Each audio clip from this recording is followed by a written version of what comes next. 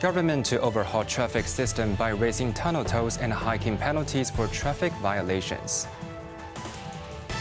Part of MTR's Northern Link to be developed by applying cost-effective construction standards used on the mainland. And inflation in China goes up 0.1%, but deflationary pressure persists due to sluggish domestic demand.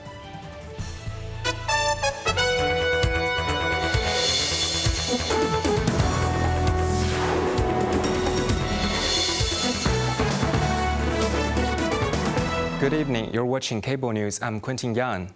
In a bid to revamp the city's transport policies to align with user pays principles, major changes have been introduced to tunnel tolls, parking meters fees, and traffic violations penalties.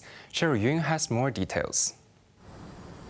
The Transport and Logistics Bureau announced that the soon-to-open Central Kowloon route, which includes the new government tunnel, the Central Kowloon Bypass Yaomate Section Tunnel, will charge a toll of $8, down from the initially proposed $10.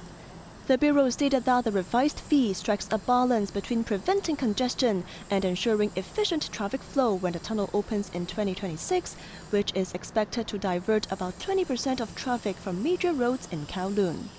Taxi drivers mostly find the new charges acceptable as the tunnel provides an additional route, which they say benefits their businesses. Tolls for the Aberdeen Tunnel and the Shingwon tunnels will also increase to $8, charging commuters $3 more per trip, effective September 21st. The Bureau cited the hike as necessary to achieve a break-even point in tunnel operations, stressing that the tolls have remained unchanged for 34 years, despite cumulative inflation exceeding 130% during the period. Meanwhile, metered parking fee will double from $2 every 15 minutes to $4, with a maximum hourly rate at $16 effective September 28th, as the government cited the need to optimize limited parking resources. But not all motorists are on board this time. The real problem is the shortage of parking spaces. Raising fees does not create more spots, it just forces drivers to pay more, said one man. Non-compliant drivers will also feel a harder pinch of the law as the government pushes to toughen penalties and boost deterrence. Illegal parking fines will shoot up by 25% from $320 to $400. The new fixed penalty for speeding will hit $480 to $1,500, up from the current $320 to $1,000, depending on the severity. Running red lights will see fines jump from $600 to $900, while using mobile phones or other telecommunications equipment when driving will see a penalty surge from $450 to $675. Cheryl Yun, Cable News. The government confirmed that mainland railway standards will drive the construction of MTR's Northern Link, marking a historic shift in Hong Kong's infrastructure approach. This follows yesterday's Executive Council's approval of the first phase financing, secured via a newly signed government MTR agreement, mandating completion of the entire project by 2034. The $31.4 billion project merges the 10.7-kilometer main line linking Tuen Ma Line's Kam Shan Road Station and East Rail Line's Kwu Tung Station with the 6.2-kilometer Huanggang Spur to Shenzhen into a single initiative.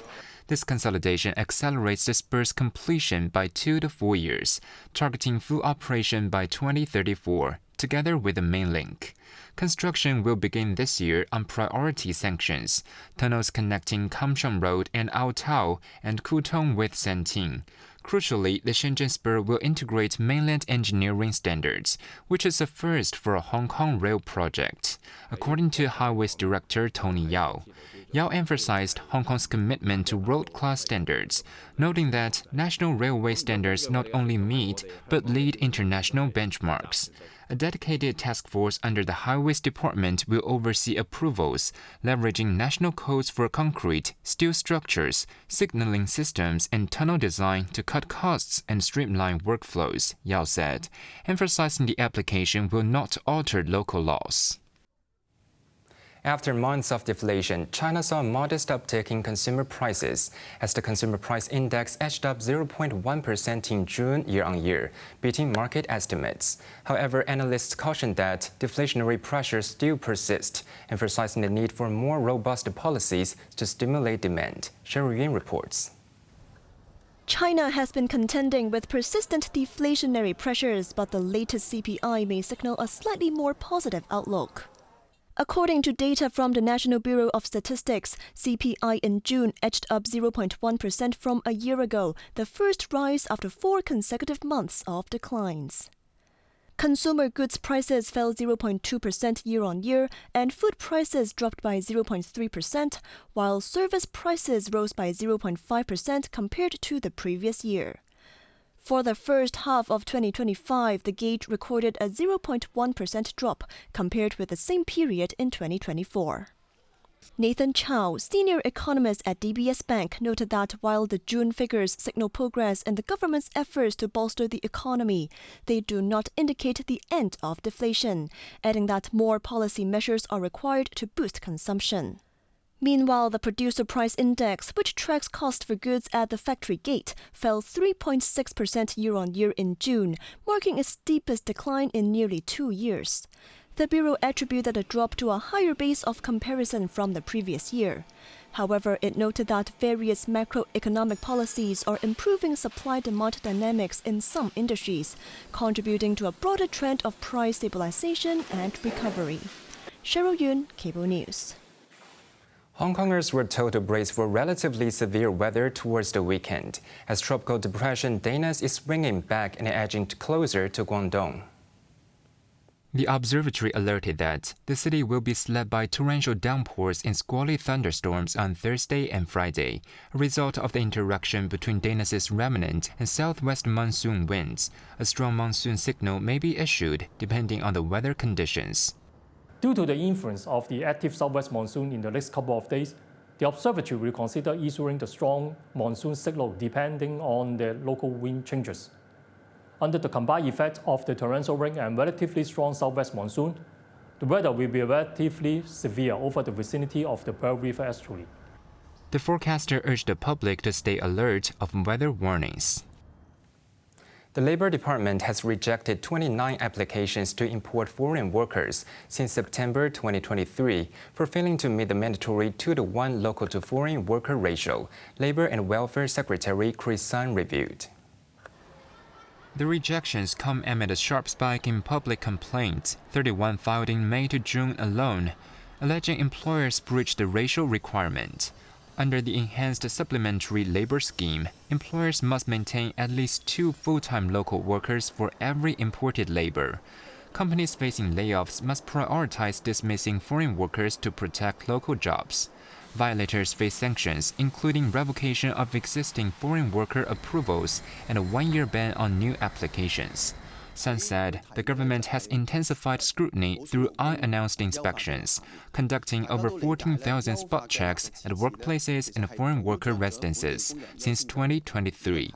Recent measures include launching an online whistleblower portal and mandate a 4-week-long local recruitment for companies applying for labor imports. The minister pledged the Labor Department will continue rigorous monitoring of compliance and balance labor shortages with local job protection.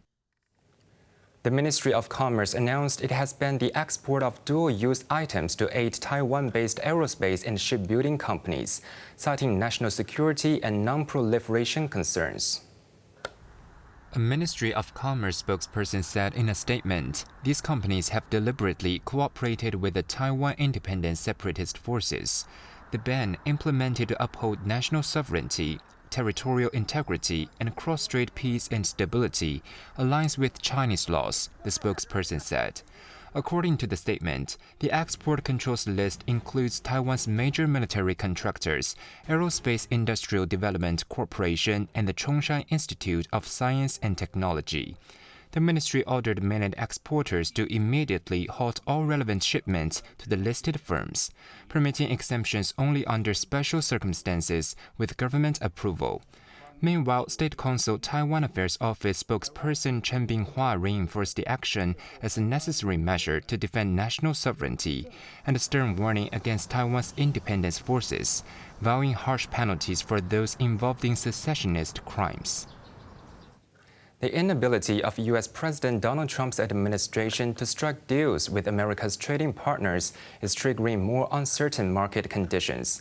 Many countries which are at the receiving end of the tariff deal have stood firm on negotiations and are not giving in to Trump's bullying tactics.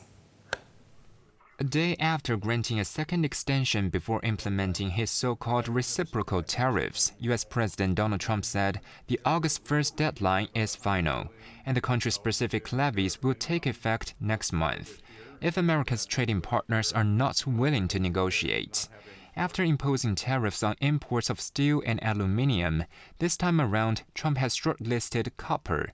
He has proposed a 50% duty on the metal to take effect from next month.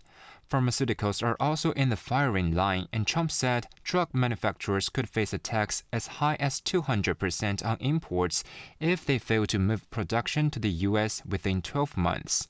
But economies around the world are resisting the tariff threat, and many countries are targeting other developing markets by cutting down exports to the U.S.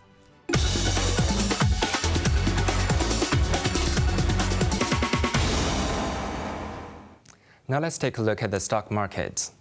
The Hang Seng Index ended the day down 255 points. Top active stocks of the day: Alibaba was down $4.10. Checker Fund was down 26 cents. Meituan was down $3, and Xiaomi was down $1.25. The city's bourse braved the busiest day in 7 years for share listings, as 5 mainland companies made their trading debuts, all booking in profits for their investors. Among them, Lens Technology, a manufacturer of touchscreen covers for iPhone, was the biggest debutant after a $4.8 billion stock offering in the city. The stock opened at $18.88, up 3.9% from its offer price, which was at the high end of the marketed range, and ended the day up 9%. Meanwhile, chip designer Fortier Technology was the biggest winner of the day, up 16% over its IPO price of $139.80. While robot maker Geek Plus Technology, Dazhong Dental, and Shunzhong Communication closed at 5.3% to 0.2% higher than their listing prices. Onto the weather now. The sizzle and the drizzle will continue tomorrow, with a maximum temperature of 32 degrees, more frequent and heavy showers on Friday.